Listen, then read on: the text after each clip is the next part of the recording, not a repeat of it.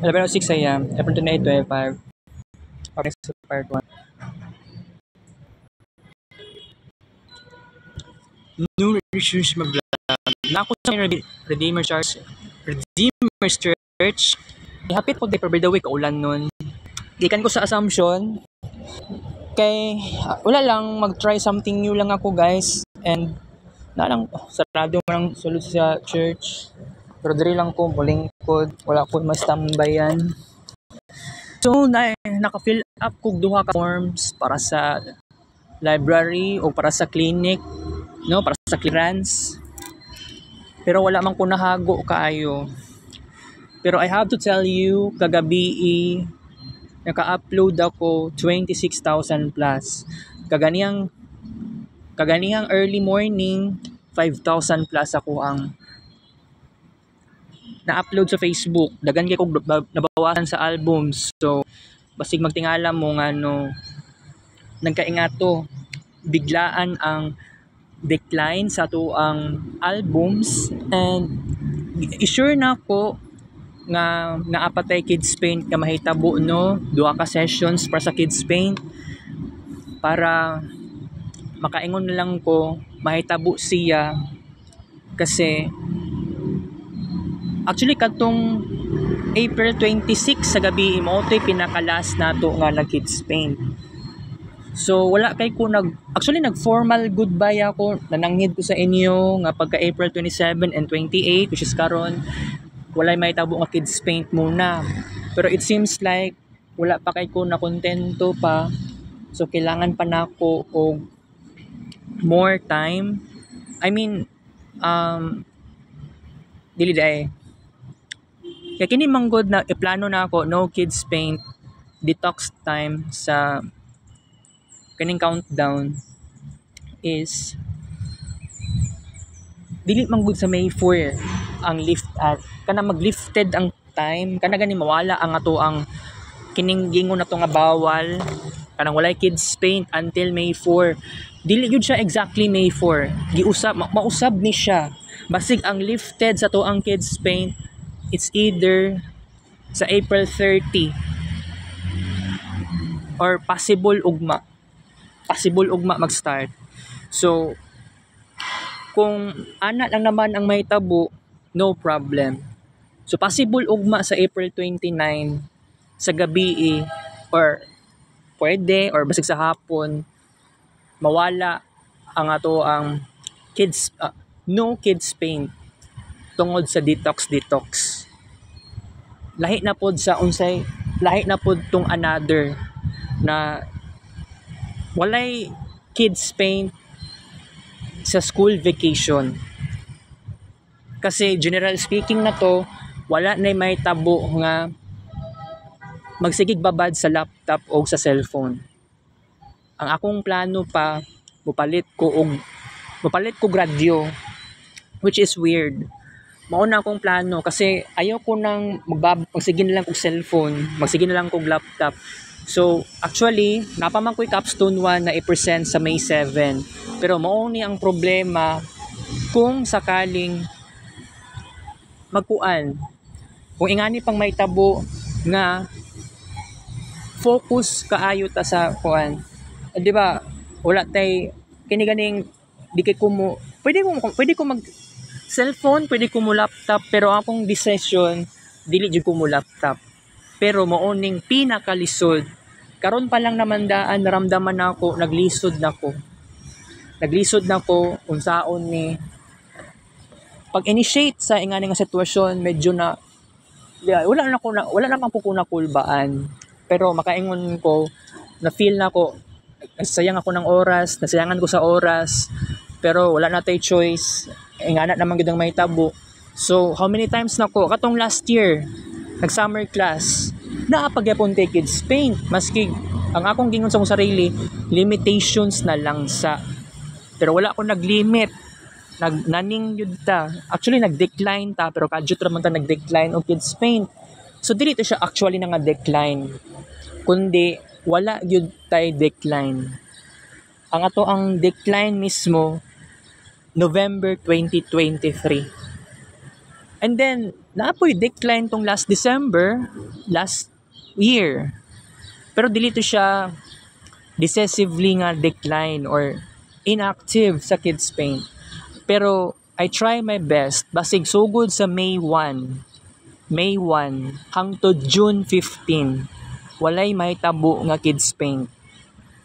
Pero kana ang one of the goal. Pero unsa pay another goal is kailangan ko dili magbabad sa cellphone ug sa laptop. Modula og internet mo gid na ako ang plano gyud ta. Kaya lang lisod. Oo. Pero no, mao ni akong question sa akong sarili, unsay buhaton na ako sa kwarto.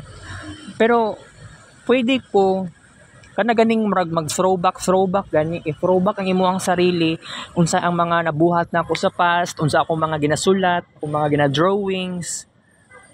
O diba, pwede na to i-throwback tong mga na-create na ko nga arts katong sa early Marvinistic Renaissance arts. Diba, gidrawing na ako last November. Start ato. Diba? Pero I know nga this is very crazy.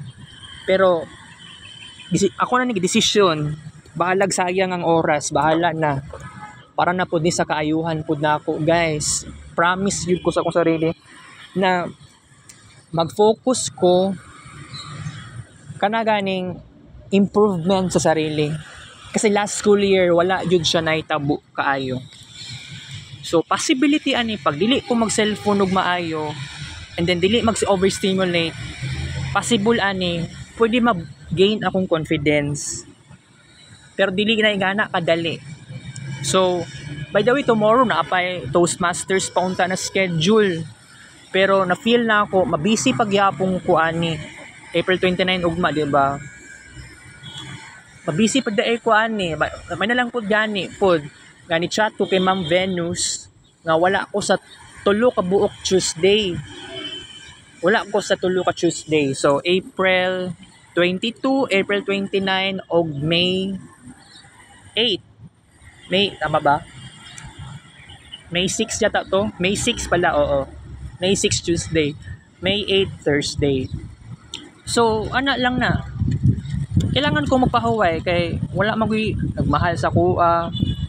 For I know nga, kining mga older generations, nakasurvive sila nga dili sila babad sa internet. Ako, wala akong nag-add internet cafe. Babad naman ko sa cellphone o sa laptop. Luoy kay ko, guys. Na-feel po na ako nga nakulbaan ko. Always ko isolated sa una pa ni. So next school year, kailangan ako magbago. Pero I know lisod. Pero kailangan po na ako i-appreciate ang kining mga nagastos akong inahan, although dili may compatible sa akong mama kay siya yaw-yawera gyud kaayo siya.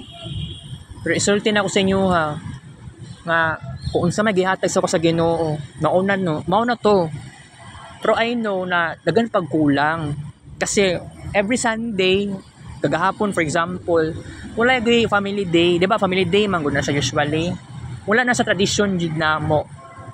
Sukad na wala na ko'y papa, layasan na may no choice na. Pero ako alang yun na point karon no na magkaroon ng pababago sa sarili. So, kung naaman tayo kabaguhan, mangitatagparaan para mahimong tinuod siya. Wala na char-char.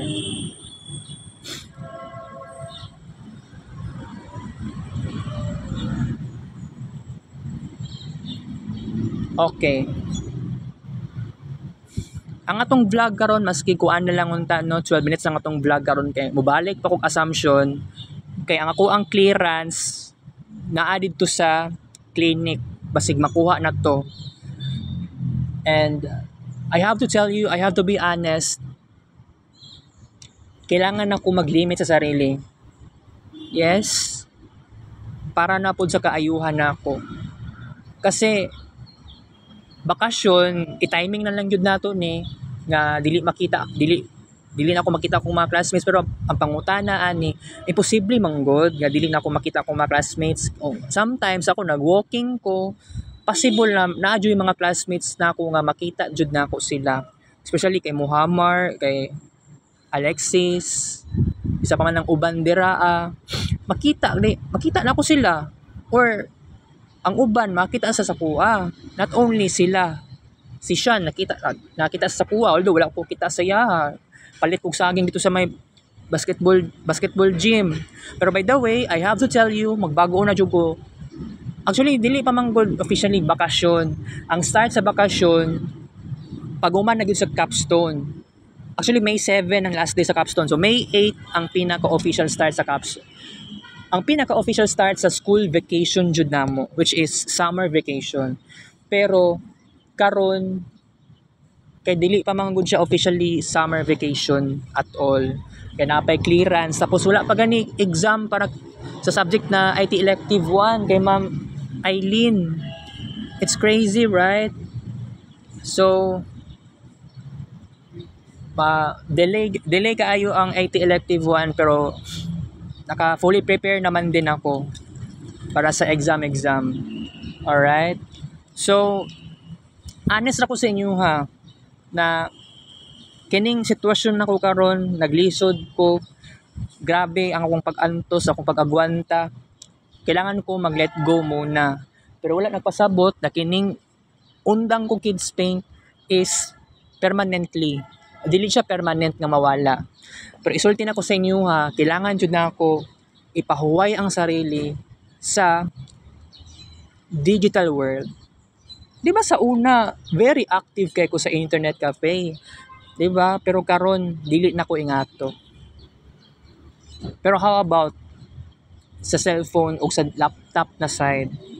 Pero kabalo ko, that would be very hard. Kagahapon, nag-decide ko, mag-upload ko 26,000 plus pictures.